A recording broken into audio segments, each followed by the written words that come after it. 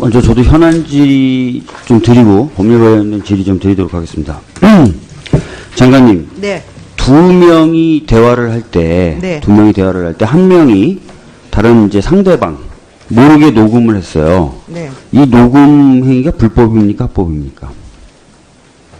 두 명이 대화를 할 때 한 명이 모르게 불법이라고 생각하는 불법이라고 거예요. 생각하십니까? 두 명이 대화할 때 대화 상대방 모르게 녹음하는 경우는 합법입니다.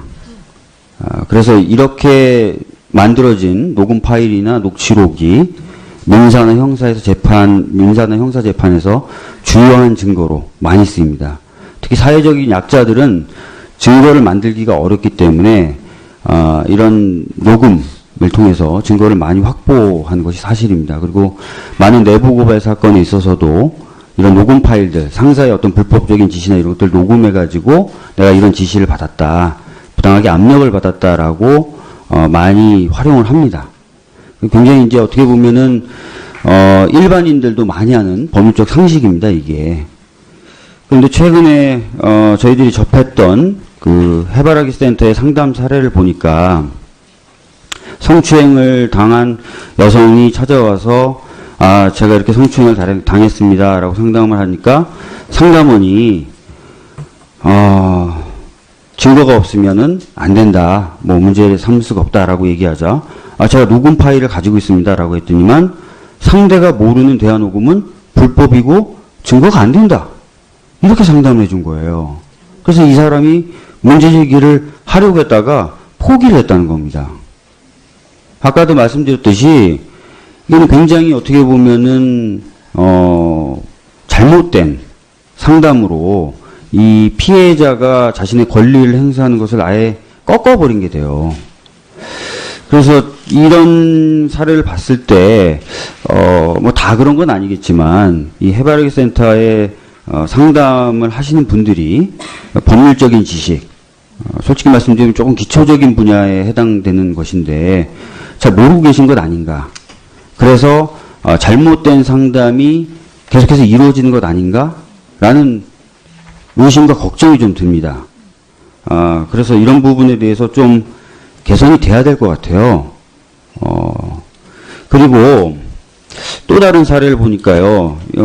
한샘 사내 성폭력 논란에 있었잖아요. 거기 피해자분이 하시는 말씀이 제가 이제 상담받으러 갔더니만 여경하고 국선 변호사가 왜 저항을 못했는지 너무 지나치게 그 점만 추궁을 해서 괴로웠다라고 얘기를 하기도 하고, 또 다른 사례를 들어보니까 술을 마시고 몇 명의 친구들과 함께 이제 술을 아마 더 마시려고 그랬을 수도 있겠죠. 모텔에 들어갔다가 성폭행을 시도하려고 해서 거기서 도망쳐 나왔는데 왜 모텔에 같이 갔느냐, 왜 여러 명이 같이 갔느냐만 추궁하더라는 거예요. 전반적으로 이 성폭력 상담 하시는 분들이 굉장히 고생하시겠고 노력을 많이 하시겠지만 잘못된 상담을 해주시기도 하고, 또는 우리가 정말 조심하고 피해야 될 방향으로 또 상담하고 계신 것 아닌가라는 의심이 듭니다. 그래서 이 부분에 대해서 한번 점검을 좀 해보시고요. 추가적으로 필요한 교육 내용이라든지 과정이 있다면은 좀 반영하시는 것도 고려해 봐주십사 말씀 좀 드리도록 하겠습니다. 예, 죄송합니다. 장관님, 저도 잘못 답변을 했습니다. 예. 그 해바라기 센터 이런 문제와 관련해서는 서비스 문제점이나 개선 방안을 논의하기 위해서 사실 해바라기 센터 부소장단 회의를 개최한 바 있는데요. 네. 법률적인 지식이나를 포함해서 네. 관계자들의 교육은 저희가 좀 더 적극적으로 시행하도록 하겠습니다. 네. 법률안 관련돼서 좀 제가 궁금해서 좀 말씀을 드리고 질문 좀 드리고 싶은데, 데이트 폭력 관련된 이제 법안들이 몇 개가 지금 올라와 있는데요. 공이 이제 국가가 이 데이트 폭력 피해자들 지원해야 된다라는 얘기가 나오고 있습니다. 그래서 얼핏 떠오르기에는 성폭력 피해자 관련된 지원 기구나 아니면 가정폭력 피해자 지원 관련된 기구들이 상정이 될 것 같은데, 데이트 폭력이라는 것은 딱히 이제 가정폭력하고 딱 완전히 맞는다라고 보기도 어렵고요. 또 성폭력까지 가지 않는 사례들도 있습니다. 굉장히 약간 특수한 영역이 있는 건데, 그렇다면 이 특수한 부분은 어떤 식으로 국가가 지원을 할 수 있을까요? 일단 데이트 폭력의 피해자들에 대한 상담과 지원, 법률적인 절차까지는 할 수 있을 것이고요. 데이트 폭력 관련한 폭력은 뭐 표창원 의원님이나 신보라 의원님 제기를 했는데요.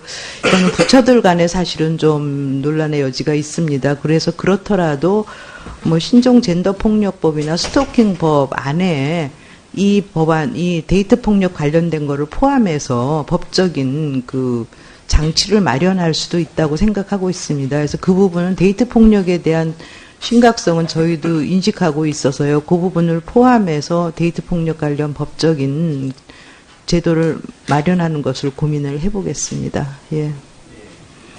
저희도 꼭 걱정이 되는 게 아까 그 사례처럼 전문적으로 성폭력에 대해 상담해 줬던 분들도 잘못된 상담을 주시거나 또는 피해야 될 방향으로 상담을 주시는데 지금 이제 새로운 영역이 하나 또 들어오게 되는 거거든요. 이분들에 대해서 이런 어떤 새로운 영역에 대한 교육이 이루어지지 않은 상태에서 그 기능까지 감당하라고 하면은 저도 뭐 사실 생각했을 때 스팅 범죄를 명확하게 개념 지정 짓는다든지 어려울 수도 있다고 생각하거든요. 처음에는 굉장히 많은 혼란과 잘못된 상담 사례가 폭주할 수도 있다고 생각합니다. 그래서 이 법의 논의 과정이나 법이 통과된 이후에 당연히 좀 여러분에서 관련된 교육이라든지 외국 사회의 연구라든지 이런 것들이 좀 성실하게 이루어져야 됩니다. 네, 매뉴얼도 좀 상세하게 만들어야 될 것 같고요. 저는 필요하다면 Q&A 같은 거를 통해서도 사실은 사례들에 대해서 어떻게 대응할 것인가 관리를 좀 하도록 하겠습니다. 부당하게 압력을 받았다라고 많이 활용을 합니다. 굉장히 이제 어떻게 보면은 일반인들도 많이 하는 법률적 상식입니다, 이게. 그런데 최근에 저희들이 접했던 그 해바라기 센터의 상담 사례를 보니까 성추행을 당한 여성이 찾아와서 제가 이렇게 성추행을 당했습니다라고 상담을 하니까 상담원이 증거가 없으면은 안 된다. 뭐 문제를 삼을 수가 없다라고 얘기하자 제가 녹음 파일을 가지고 있습니다라고 했더니만 상대가 모르는 대화 녹음은 불법이고 증거가 안 된다. 이렇게 상담을 해준 거예요. 그래서 이 사람이 문제 제기를 하려고 했다가 포기를 했다는 겁니다. 아까도 말씀드렸듯이 이건 굉장히 어떻게 보면은 잘못된 상담으로 이 피해자가 자신의 권리를 행사하는 것을 아예 꺾어버린 게 돼요. 해서 거기서 도망쳐 나왔는데 왜 모텔에 같이 갔느냐, 왜 여러 명이 같이 갔느냐만 추궁하더라는 거예요. 전반적으로 이 성폭력 상담 하시는 분들이 굉장히 고생하시겠고 노력을 많이 하시겠지만 잘못된 상담을 해주시기도 하고 또는 우리가 정말 조심하고 피해야 될 방향으로 또 상담하고 계신 것 아닌가라는 의심이 듭니다. 그래서 이 부분에 대해서 한번 점검을 좀 해보시고요. 추가적으로 필요한 교육 내용이라든지 과정이 있다면은 좀 반영하시는 것도 고려해 봐주십사 말씀 좀 드리도록 하겠습니다. 예, 죄송합니다. 장관님, 저도 잘못 답변을 했습니다. 예. 그 해바라기 센터 이런 문제와 관련해서는 서비스 문제점이나 개선 방안을 논의하기 위해서 사실 해바라기 센터 부소장단 회의를 개최한 바 있는데요. 네. 법률적인 지식이나를 포함해서 네. 관계자들의 교육은 저희가 좀 더 적극적으로 시행하도록 하겠습니다. 네. 먼저 저도 현안 질의 좀 드리고 법률 관련된 질의 좀 드리도록 하겠습니다. 장관님. 네. 두 명이 대화를 할 때, 네. 한 명이 다른 이제 상대방 모르게 녹음을 했어요. 네. 이 녹음 행위가 불법입니까, 합법입니까? 두 명이 대화를 할 때 한 명이 모르게 불법이라고 생각하는 불법이라고 거예요. 생각하십니까? 두 명이 대화할 때 대화 상대방 모르게 녹음하는 경우는 합법입니다. 그래서 이렇게 만들어진 녹음 파일이나 녹취록이 민사나 형사 재판에서 주요한 증거로 많이 쓰입니다. 특히 사회적인 약자들은 증거를 만들기가 어렵기 때문에 이런 녹음을 통해서 증거를 많이 확보하는 것이 사실입니다. 그리고 많은 내부 고발 사건에 있어서도 이런 녹음 파일들, 상사의 어떤 불법적인 지시나 이런 것들 녹음해가지고 내가 이런 지시를 받았다. 그래서 이런 사례를 봤을 때, 뭐 다 그런 건 아니겠지만, 이 해바라기 센터에 상담을 하시는 분들이 법률적인 지식, 솔직히 말씀드리면 조금 기초적인 분야에 해당되는 것인데, 잘 모르고 계신 것 아닌가. 그래서 잘못된 상담이 계속해서 이루어지는 것 아닌가? 라는 의심과 걱정이 좀 듭니다. 그래서 이런 부분에 대해서 좀 개선이 돼야 될 것 같아요. 그리고 또 다른 사례를 보니까요, 한샘 사내 성폭력 논란에 있었잖아요. 거기 피해자분이 하시는 말씀이 제가 이제 상담받으러 갔더니만, 여경하고 국선 변호사가 왜 저항을 못했는지 너무 지나치게 그 점만 추궁을 해서 괴로웠다라고 얘기를 하기도 하고, 또 다른 사례를 들어보니까, 술을 마시고 몇 명의 친구들과 함께 이제 술을 아마 더 마시려고 그랬을 수도 있겠죠. 모텔에 들어갔다가 성폭행을 시도하려고. 네. 법률안 관련돼서 좀 제가 궁금해서 좀 말씀을 드리고 질문 좀 드리고 싶은데, 데이트 폭력 관련된 이제 법안들이 몇 개가 지금 올라와 있는데요. 공이 이제 국가가 이 데이트 폭력 피해자들 지원해야 된다라는 얘기가 나오고 있습니다. 그래서 얼핏 떠오르기에는 성폭력 피해자 관련된 지원 기구나 아니면 가정폭력 피해자 지원 관련된 기구들이 상정이 될 것 같은데, 데이트 폭력이라는 것은 딱히 이제 가정폭력하고 딱 완전히 맞는다라고 보기도 어렵고요. 또 성폭력까지 가지 않는 사례들도 있습니다.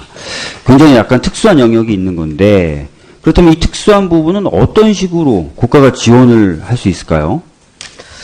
일단 데이트 폭력의 피해자들에 대한 상담과 지원, 법률적인 절차까지는 할 수 있을 것이고요. 데이트 폭력 관련한 폭력은 뭐 표창원 의원님이나 신보라 의원님 제기를 했는데요.